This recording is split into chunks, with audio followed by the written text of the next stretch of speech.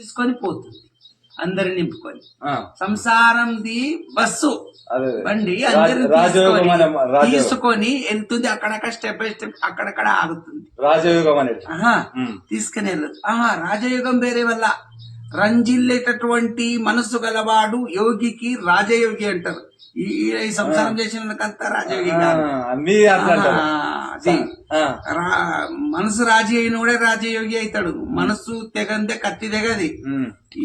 ఇది కూడా మనసు ఫస్ట్ దిగాలి.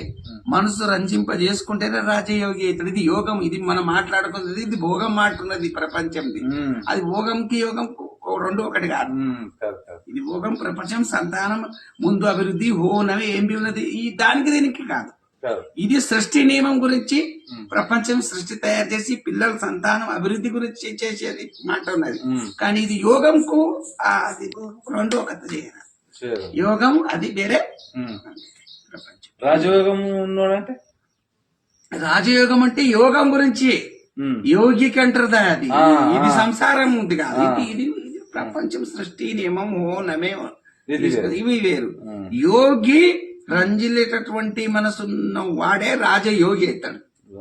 రాజుల కన్నా పెద్ద రాజు. ఋషి మహర్షి. ఋషి వేరే మహర్షి వేరే. ఇక ఋషి అనేటటువంటిది ఎట్లుంటది